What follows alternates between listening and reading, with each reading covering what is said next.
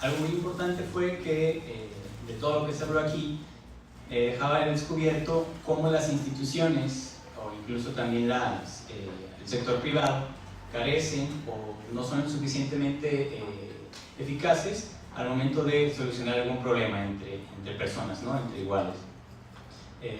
Por eso es que las personas entonces acuden a otras instancias, como son colectivos o grupos de personas, para intentar mediar o solucionar un problema, ¿no? Esto pues genera conflicto. Las instituciones de alguna manera están muy limitadas por la cuestión de cómo delimitan al sujeto o cómo es que lo piensan, ¿no? Hablaban, por ejemplo, de cómo es una víctima, ¿no? Las características de una víctima tienen que ser estas para la institución, ¿no? Pero de repente el término víctima o la persona víctima de repente no cumple con todo o cumple con otras cosas que no están previstas en la ley, ¿no? Ahí es donde se torna difícil que las instituciones puedan de repente delimitar, ¿no? O como lo comentan, cruzan al sujeto, o lo anulan o lo borran, o lo ponen de alguna manera en desventaja. Un ejemplo que se me ocurre, que no se habló aquí, pero es hace poco se aprobó una ley en la que, bueno, los motociclistas no podían ir ya de 3 personas o llevar menores, ¿no? Esto, las personas que se mueven en motocicleta generalmente es por no tienen otro medio de transporte o porque es su necesidad, ¿no? Primaria, y así es como ellos funcionan. Ahora, cuando las leyes tipifican esto como una cuestión que amerita una multa, la vida de estas personas se convierte inmediatamente en algo ilegal, ¿no? O sea, por dar algún tipo de ejemplo, un poco más actual, pero que igual pasa con las personas que son víctimas de alguna situación de acoso o de abuso. Y también, por otro lado, como estas personas que son las acusadas o las imputadas, de repente padecen, ¿no? del juicio inmediato, una vez que se nombra el delito, vaya, ¿no? O se les imputa lo que cometieron sin un proceso legal correcto, se convierten en los culpables, ¿no? De esto es a grandes rasgos lo que se estuvo hablando. No sé si quisieran compartir algo, comentar algo o alguna duda. Incluso aquí también tenemos a los panelistas que hablaron, que pueden dar respuesta.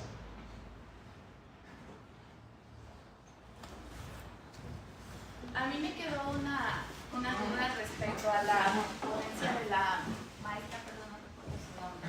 Sí, de la maestra Gaby. Gracias. La maestra Gaby nos comentaba en su ponencia algo que a mí se me hacía muy interesante de cómo las instituciones también llevan como a un síntoma de victimización posterior de que ya son víctimas las personas. Cuando llegan a una institución a querer ayuda o algún tipo de apoyo, pues las instituciones siguen teniendo incluso desde los nombres el apoyo a víctimas de abuso, de no sé qué, y se mantiene como sostener síntomas, ¿no? del ser víctima. Me suena también un poquito como a lo mejor la parte de ¿cómo se le llamaba?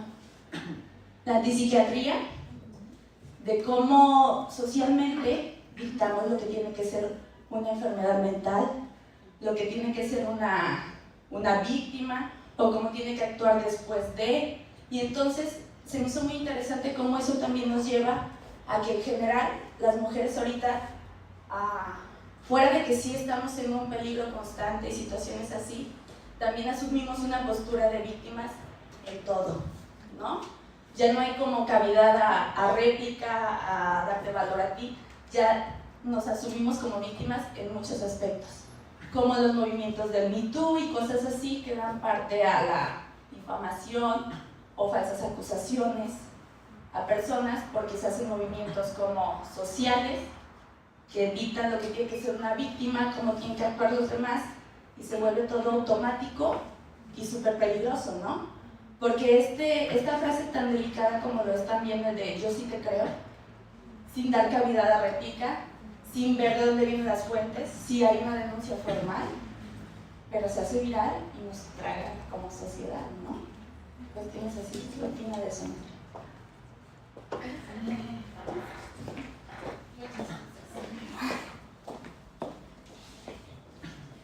Bueno, esto es un problema muy fuerte a nivel institucional, porque es en las instituciones en donde se manejan ciertos lenguajes.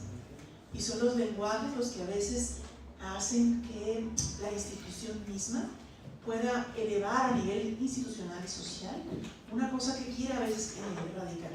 Por ejemplo, esta cuestión de víctima que tú dijiste hace un momento, ¿no? Se supone que las instituciones están para atender los derechos de esas personas que sufren algún tipo de padecimiento. Yo en lo concreto hablé de abuso sexual, de violación, de cualquier tipo de violencia sexual en donde las mujeres, generalmente las mujeres y los niños, son abusados o son violentados de esta manera. Entonces, claro que cuando se legitima la posición de víctima, lo único que se hace es que la persona se mantenga en esa misma posición para todos los aspectos de su vida.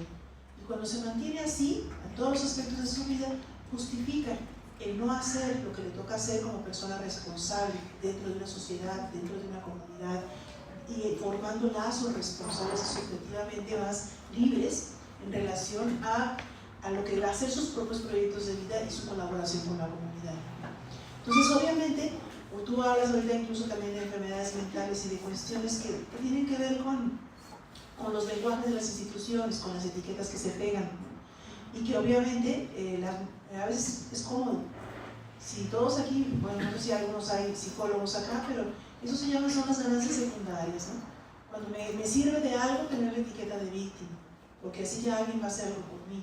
Me sirve de algo tener la etiqueta de esquizofrenia incluso, ¿no? aunque esté estabilizada y aunque la tenga, porque entonces voy a justificar cosas. Entonces, en ese sentido, parece que es importante cuidar el lenguaje que utilizamos y determinar y detectar aquellos lenguajes que nos mantienen paralizados en una sola posición, que no nos permiten abrir nuestro campo de conocimiento y tampoco nos permiten movernos para una relación o una interrelación con los demás de manera más justa, más equitativa, ¿no? Y sobre todo en esta cuestión de las diferencias de género y de la violencia de género, en donde si yo voy a denunciar algo, pues voy a dar la cara, ¿no? Y voy a fundamentar las cosas. Voy a decir yo, fulana, y me pasó esto y esto y esto y esto, pero con estos fundamentos, que la denuncia no se convierta en automático en una sentencia, ¿no? Porque entonces no hay más que actuar ahí, ¿no? Entonces sí es importante que si se tiene el valor de denunciar algo, por lo menos se diga no de manera anónima, sino de manera, claro que siempre el miedo a la represalia hacen que eso sea así, pero es importante que la persona asuma responsablemente su posición y pueda fundamentar lo que le ha pasado, ¿no? Más o menos por ahí creo que iba.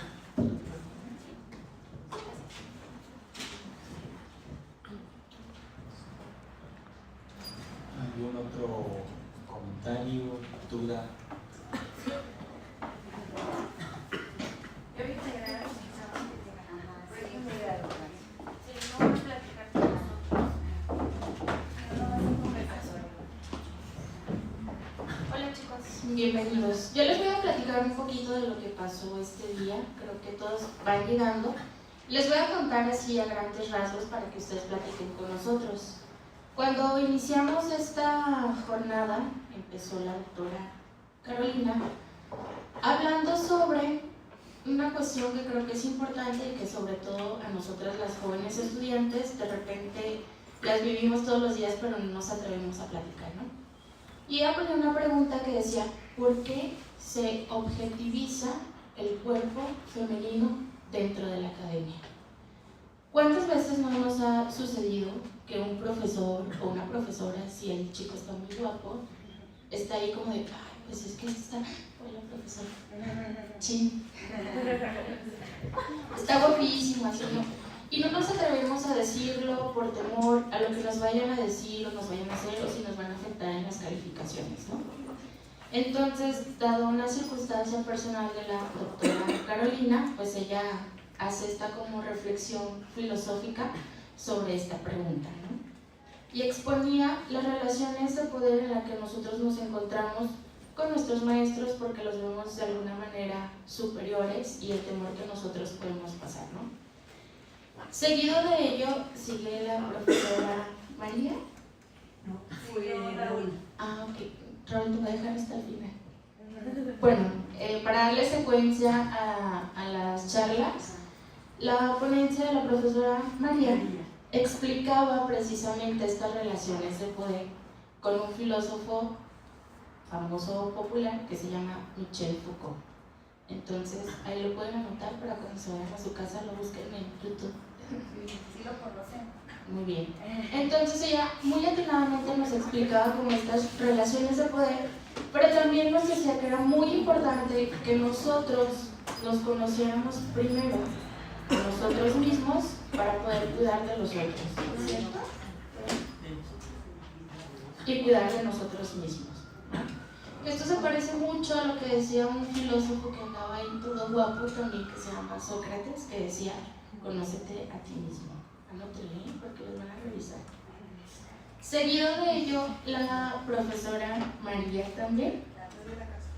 Bueno, ella nos explicaba cómo es que las instituciones, de algún modo también, vuelven a la víctima un tanto más víctima, porque a través del lenguaje, al decir, bueno, esta persona es víctima y hacemos legítimo que sea víctima, pues entonces ya no queda como siendo el punto central, o sea, queda siendo la institución la que está peleando por lo que quiere sostener y ya no es el individuo, en este caso la víctima, pues el que hay que cuidar, ¿no? Entonces, hasta ahí. El compañero Raúl nos explicaba sobre cómo cuando nosotros tenemos que declarar o denunciar algo que nos sucedió, los procesos en estos juicios, ¿no? ¿Qué tan legítimos son? Si se lleva un proceso claro, si las mismas instituciones están haciendo todo adecuadamente y qué tan peligroso puede ser que no se lleven estos procesos a cabo de una manera adecuada, tanto para la víctima como para las instituciones y pues la misma sociedad, ¿no? Y ahí dejaba una reflexión interesante con unas imágenes muy guapas que también se las pueden pasar, ¿no? Entonces, ¿para qué es este pequeño resumen? Es para que ustedes nos platiquen, por ejemplo, si ustedes en determinado momento han tenido como estas preguntas, ¿no? O sea, ¿qué pasaría si estoy en una situación de acoso? ¿Cómo actuaría? Me acerco con mis profesores, mejor no le cuento a nadie, lo platico con mis amigos. ¿Qué piensan ustedes de estas instituciones que a veces nos ofrecen apoyo, como estos movimientos colectivos muy grandes que dicen, oye, súmate con nosotros y te vamos a ayudar? ¿Es ayudar realmente o terminan haciéndote parte de un grupo que también puede violentar a la sociedad de algún modo? ¿O cómo es que ustedes actuarían? ¿Y ya? Gracias. ¿Alguien? Bueno, yo podría explicar un caso. Bueno, tiene que ver con nuestra cultura más que nada. ¿Verdad? En México el nivel educativo es de vergüenza, la verdad. No solo por los sistemas que están, no los sistemas que estén mal, sino que simplemente por a veces los docentes no están preparados y saben adaptarse a las nuevas necesidades, y más ahorita con los avances tecnológicos, por un lado. Y por otra parte, las instituciones como tal también, pues bueno, personal. Tengo un caso específico, mi hermana sufrió violación hace aproximadamente 5 años. Y entonces la llevan a declarar y repíteme 20 veces, ¿no? O sea, la historia. Y ella le enseña 20 fotos, fue fue el otro, o sea, imagínate como te encuentras golpeada, rota de las costillas, y directo al hospital la llevan a declarar. Entonces dices tú, pues no, podrías denunciar derechos humanos del trato, pero tendría que ser un proceso demasiado largo y a veces definitivamente pues prefieres buscar ayuda psicológica y dices, bueno, busco solucionarlo de otra forma. Pero en mi caso, por ejemplo, yo personal, yo se hubiera denunciado hasta el final, a lo mejor también tiene que ver con tu forma de pensar, de ser y de actuar. por tu capacidad, ¿no? De tolerar eso, de soportar, enfrentarte a todo ese reto. De hecho, yo estoy estudiando la intervención educativa y vimos un caso de derechos humanos, llevé esa materia, en la cual vimos el caso de una chica que sufrió violación en una comunidad, creo que fue en Oaxaca, esas zonas, y en su comunidad, pues ella sí denunció, fueron los del ejército los que la violaron, y en su caso duró 7 años para que se le resolviera. Entonces yo cuando abordamos el tema, simplemente en la escuela, mis compañeras todas decían, o se hacen omisión o prefieren aguantarse que abusen de ellas, y yo no soy esa persona, yo peleo hasta el final, ¿verdad? O sea, cueste lo que cueste. Entonces también tiene que ver con quién eres, son muchos los factores los que hay que tener en consideración. ¿Alguien más? Respecto a lo que usted comentaba, yo creo que las instituciones que nos ofrece el Estado o el gobierno como tal son demasiado deficientes. ¿Por qué? Porque a lo mejor la persona sí es víctima, porque uno recurre a ellos porque sufre algún tipo de violencia. Entonces la institución comienza a hacerlo más víctima de la situación, ya que no se supone que se ofrecen ciertas protecciones al individuo, cosa que yo creo que pone en alerta al agresor, más nunca se toma como medidas de verdad para proteger a la víctima. Entonces comienzan a ser más vulnerables las víctimas y desgraciadamente también como que se programan las personas, ¿no? Y comienzan a ser como que, ay, a mí me pasa, ay, a mí esto, y entonces ya es algo mental, ya te estás programando tú por tu propia cuenta. Si tú salieras de tu zona de chatica, o sea, que pensarás, ok, va, me pasó esto, pero vamos dándole. Los asuntos aquí, cuando pones demandas, denuncias, etcétera, tardan bastante tiempo, tardan de 1 a 2 años, si no es que se arreglan los asuntos entre abogados, ¿no? Para que el asunto no sea tan extenso, para que se solucione rápidamente. Entonces, más que nada, la deficiencia es de las instituciones, pero a lo mejor porque no hay personas capacitadas como tal para que ocupen los puestos. ¿Por qué? Porque actualmente tenemos la desventaja de que los puestos o los puestos de trabajo se heredan.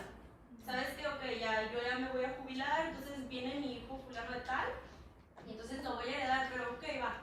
Entonces, fulano de tal, ¿cómo me va a justificar que de verdad tiene la capacidad para asumir el cargo?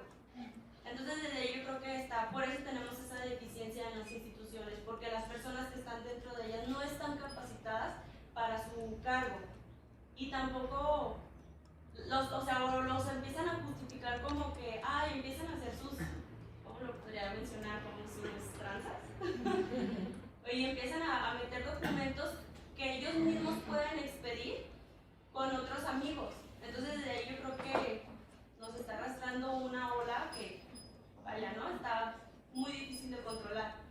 Entonces yo creo que desde ahí deberíamos de capacitarnos también el ser humano para dejar para que nos dejen de ver la cara de tontos o dejen de violar nuestros derechos como individuos. Y de verdad que las personas conozcamos nuestros derechos como individuos, que es lo primero que desconocemos.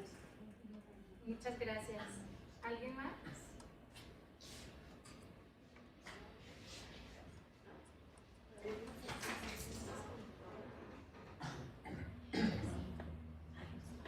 ¿Alguien más?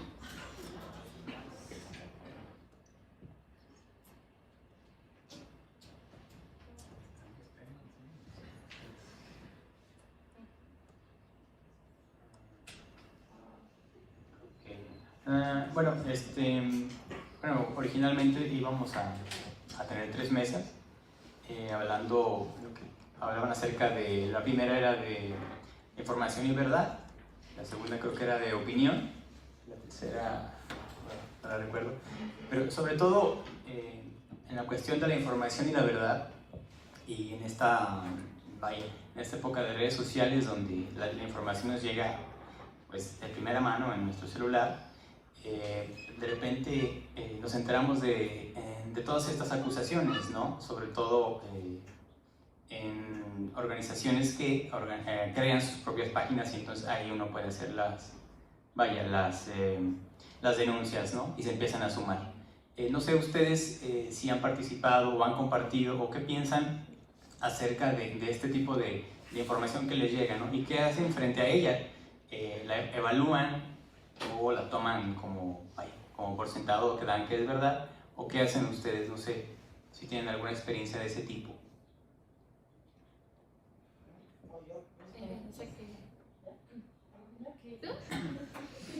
Sí, pues bueno, no lo sé, creo que todos en algún momento hemos compartido alguna noticia en redes sociales sin saber si es real. Hace mucho compartí una noticia supuestamente de un ataque de homofobia a 2 chicos de un restaurante en un pueblito. Y se hizo muchísimo revuelo, la gente creo que se fueron a agredir a las personas del negocio, estuvieron a punto de cerrarles el local. Y al final circularon videos donde la realidad era que estos chicos en realidad fueron los que empezaron con las agresiones hacia los meseros y hacia todos ellos. Y cuando los corrieron, pues como que de alguna forma quisieron desquitarse del establecimiento, como argumentando que era un ataque de odio. Y pues muchísima gente compartimos, me incluyo, esa noticia sin saber realmente si había un trasfondo, si era real o saber la otra versión, y se hizo como un daño muy grande al lugar o al establecimiento. Claro, sí se toman acciones, ¿no? Inmediatas, ¿no? Ante ese tipo de denuncias, porque bueno, uno considera que si lo están diciendo es porque es verdad, ¿no? Ahí entra la parte de evaluar nosotros la información, ¿no? De investigar otras fuentes antes de actuar, y nos pasa, ¿no? Digo, es común en redes sociales que es rápido todo y las emociones también son rápidas e inevitables. ¿Había otro comentario? Sí, bueno, yo sí investigo. Bueno, es la verdad, muchachos. Entonces, bueno, sí llega mucha información con los medios de comunicación, ya que no es la forma en que aprendemos, entendemos y resolvemos situaciones. Entonces, de repente mi madre no tengo mis redes sociales más que a mi familia, conocidos y algunos amigos, pero me sorprende que a veces me inundan con que se perdió fulanito, 20 fulanitos, yo bien preocupada. Entonces me meto, pero la investigación, la información, y resulta que ya lo encontraron, ya pasó, ya de ver les tomo captura, digo, háganme favor, investiguen, porque sí, pasan casos, he visto casos en otras, no sé cómo se menciona, no sé mucho de tecnología, chicos, pero en otros por páginas, y suben ahí que se roban a no sé quién, resulta que se quieren vengar del marido, se quieren vengar del novio, cosas así, y como comenta aquí la chica, o sea, linchan a las personas, y es delicado porque de verdad la juventud está más, es el medio en el que más se mueve, en el medio que más busca información, y porque ahí empiezas a generar procesos mentales erróneos, ¿no? Y te informas mal, y de verdad que a mí me preocupa, o sea, la internet que utilizas es una superfuente de información, pero aprendiendo a buscar como esas fuentes. Claro, sí, porque incluso hay eventos reales, ¿no?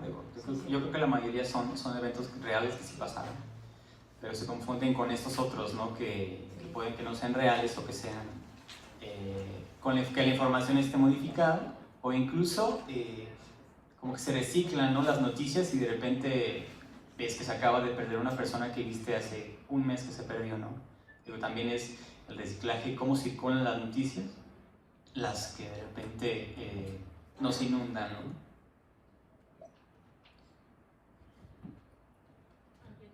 ¿Alguien más? Muy buenas tardes. Creo que es importante recalcar que ahí tenemos una arma de doble filo, ¿no? Sin quitar la parte de que por primera vez se está dando valor o voz o tomando en cuenta cuestiones como es la violencia en todos los aspectos. Hoy nos toca un específico, pero la violencia en todos los aspectos, ¿no? Tenemos esta arma de doble filo donde por primera vez parece que se está haciendo algo, se está dando a notar algo, pero también como somos de repente muy los mexicanos, en friega encontramos algo para chingar, ¿no? O hacerlo malo o algo así, ¿no? Todos estos casos de falsas difamaciones, todos estos casos, y no solamente en el aspecto del acoso, ¿no? También no sé si vieron que se empezaron a hacer virales de que veterinarios envenenaban a perros en pueblos y así. también hubo linchados, estando de que se robaban los niños, y también hubo linchados que nada tenían que ver.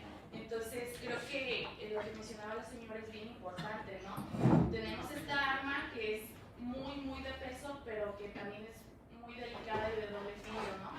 A veces no tenemos la información, a veces todavía no sale, pero muchas veces nos podemos ahorrar fomentar todas estas cosas negativas que, como decíamos, pues se vuelven en todo lo contrario, ¿no? Lo que querías evitar era un acto violento y ya estás llevando al suicidio o están matando a alguien más, ¿no?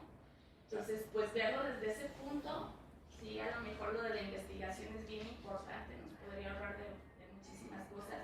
Y pues no recuerdo quién lo decía tal cual, ¿no? Pero no te creas nada, cuestiona todo. Claro. ¿Algún comentario? Yo creo que esta situación por la que vivimos en redes sociales, que son las más abundantes actualmente y más en la juventud, es aquello de la falta de valores, ¿no?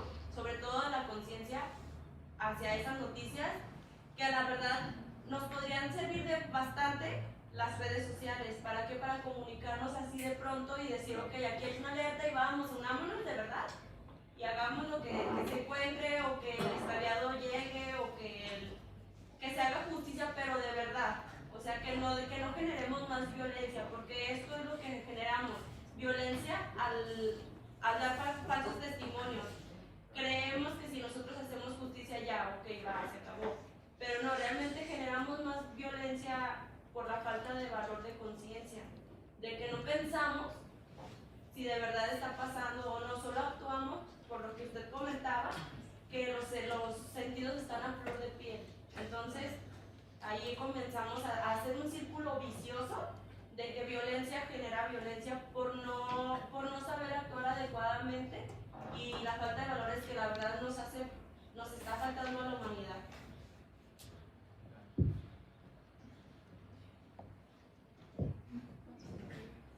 Bueno, yo nada más voy a hacer una aportación chiquita.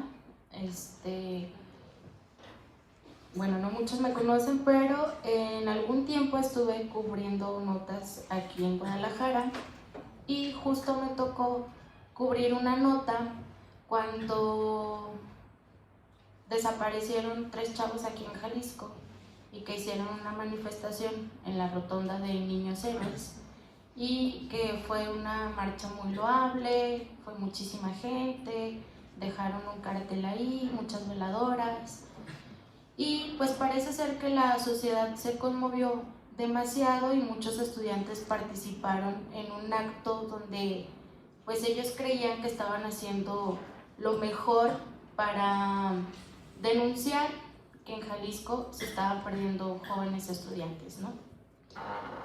Al día siguiente sucede lo mismo, pero no con la misma magnitud de personas, y esta marcha es de los papás de los desaparecidos. Y los papás dicen, es que nosotros no queremos que los demás jóvenes hagan escándalo de esto y no queremos que sigan compartiendo la información de que están desaparecidos, porque tienen que ver con cosas malas, andan metidos en cosas malas, ¿no? Entonces a mí me causaba conflicto, porque mi labor como periodista en aquel entonces pues era sacar la nota, ¿no? Entonces nosotros teníamos ese compromiso de hacer la nota y yo ya no quería hacer la nota, porque dije, los papás están pidiendo que no se haga la nota de esto. Entonces mi compromiso como medio de comunicación era, por una parte, informar a la sociedad, pero por otra parte también mi compromiso y responsabilidad era pues proteger a los papás, ¿no? Que también estaban pasando por un dolor terrible. Yo no tengo hijos, pero me imagino que si un día se me pierde uno me voy a volver loca. Entonces creo que es delicado y es complicado apoyar de repente ciertos movimientos, porque nosotros quizás estamos pensando que estamos haciendo el bien, por decirlo de alguna manera, pero quizás es por las razones equivocadas. Entonces yo creo que ahí es importante que nosotros también hagamos una reflexión sobre las cosas que nosotros compartimos, para ver si estamos fomentando violencia o pues si realmente estamos en una buena causa. Bueno, y aquí el debate, que es bueno, que es malo, entonces... me quedé pensando. Ay, difícil. Bueno, ¿alguien más o continuamos al cierre? Gracias.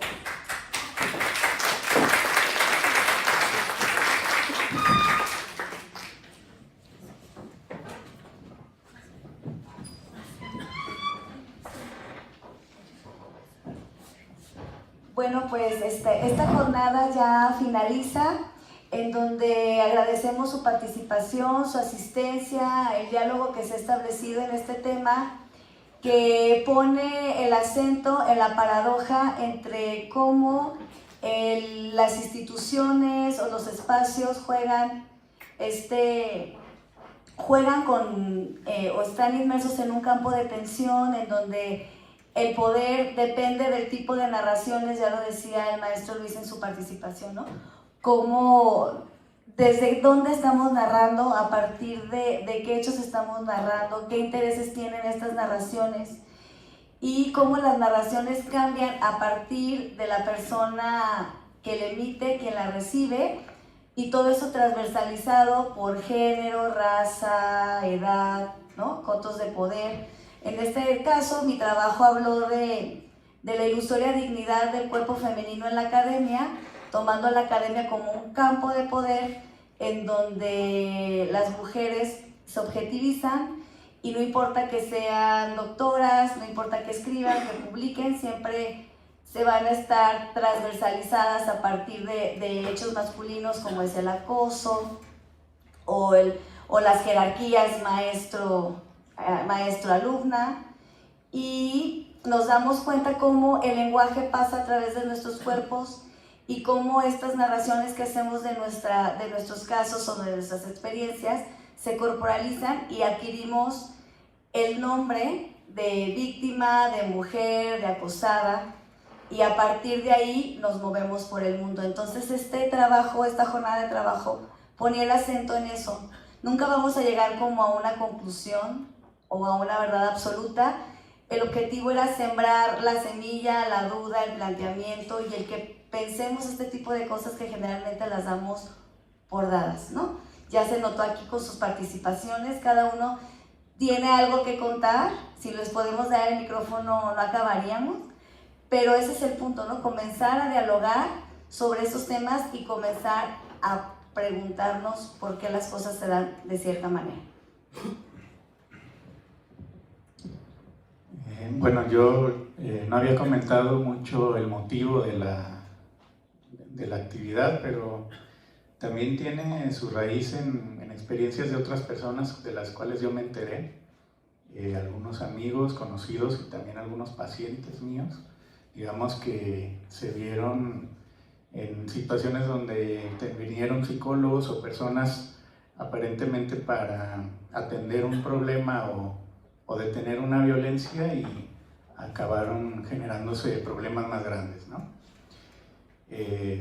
Curiosamente, aquí en la mesa esta del cierre estamos dos personas que no importan nuestras características exteriores de género, de edad o de lugar de trabajo, sufrimos yo no me colocaría como que fui víctima, sino padecí, ¿no? O padezco algo que es un símil, y es que un grupo, una institución se puso a defender a alguien sin escuchar a la otra parte. Eso es lo que se repite, ¿no? En estos dos casos que nos convocan aquí.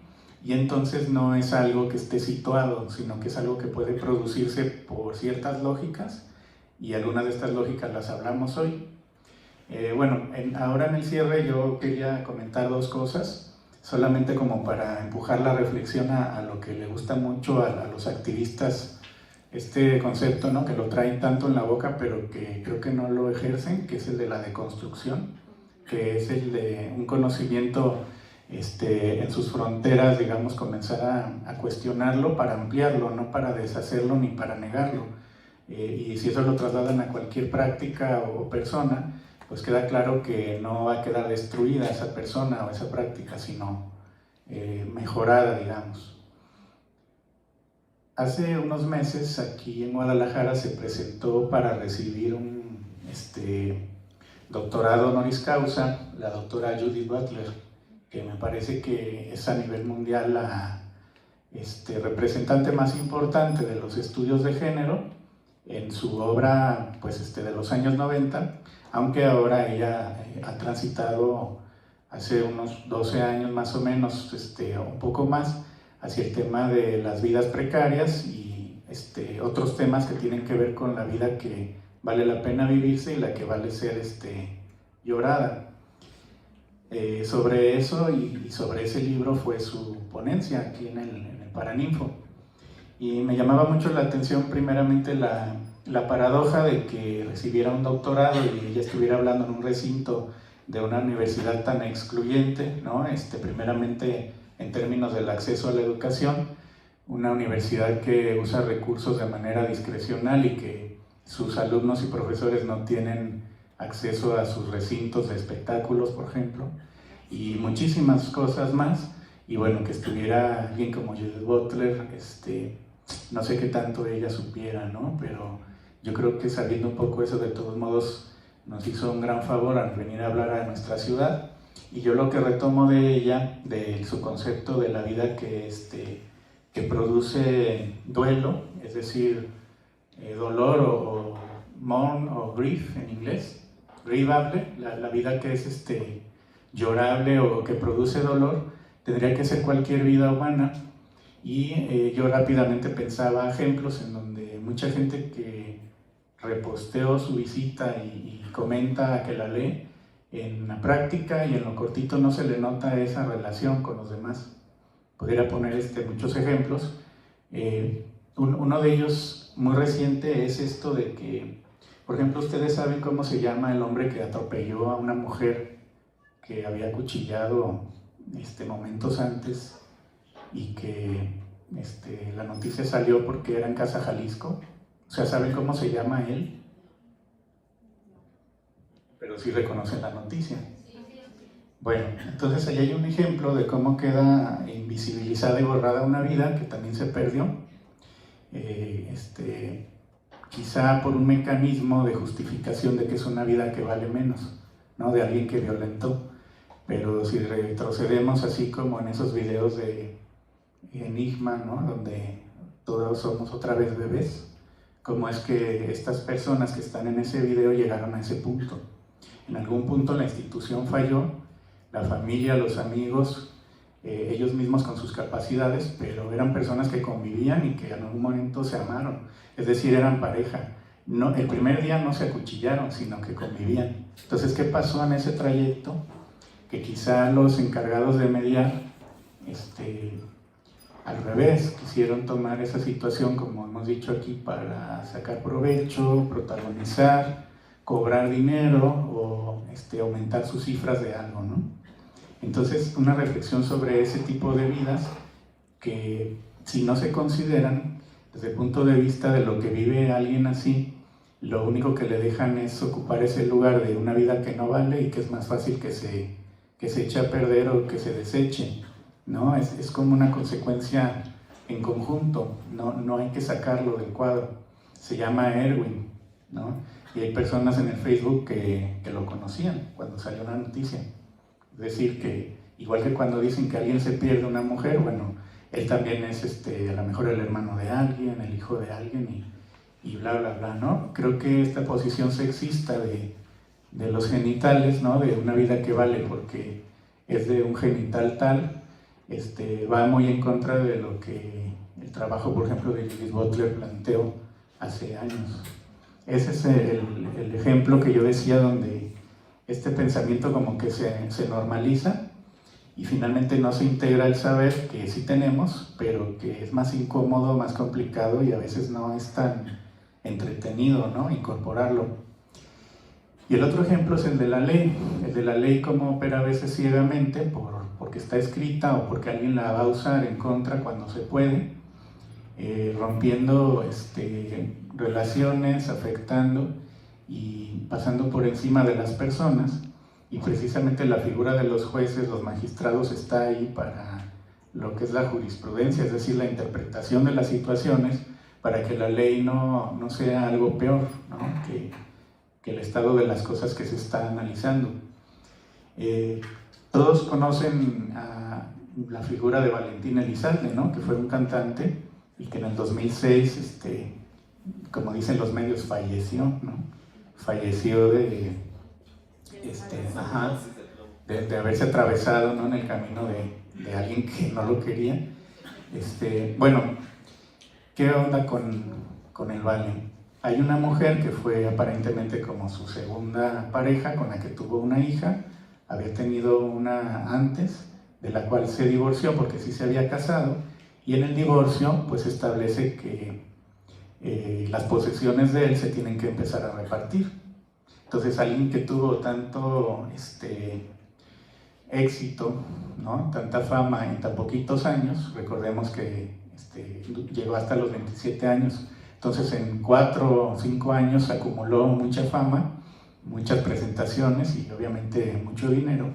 Entonces él lo que hace es que una casa que adquiere después de divorciarse la pone a nombre de su mentor o de su manager. Entonces con eso se evitaría el asunto del reparto, ¿no? de las posesiones con la primera esposa, porque quería dejarle su casa, o sea, a su hija, a su otra hija pequeña. Bueno, lo que sucede es que también en este atentado muere el manager.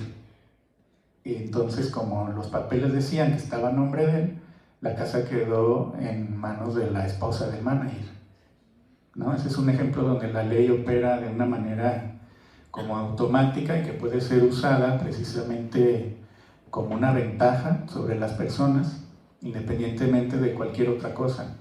Y por eso la ley, la ciencia y esto que comentamos como la información y otras cosas no se debería tomar por encima de las personas. Ese es un ejemplo también donde la ley tiene como muchos huecos por donde sopla el diablo, ¿no? Bueno, ese es el ejemplo, el de Erwin y el de la segunda mujer del Vale, que bueno, está como pidiendo esa casa para su hija, y la esposa del manager dice, no, pues es que ahí dice, ¿no? Y sáquenla de ahí, o sea, esos son ejemplos donde, digamos, se sale un poco del cuadro. Habría que incorporar más cosas siempre a la hora de hacer justicia o de pensar estas situaciones. Bueno, muchas gracias. Yo la verdad es que estoy muy agradecido con mis compañeros, que hemos estado, en el caso de Luis, desde agosto, meses pensando esto, consiguiendo el espacio, difundiendo, a Alejandro, que nos ayudó a videograbar hoy, a las personas que nos ayudaron al registro, a la difusión, y ustedes que vinieron. Luego les decimos dónde andan los videos por si los quieren compartir, y muchas gracias.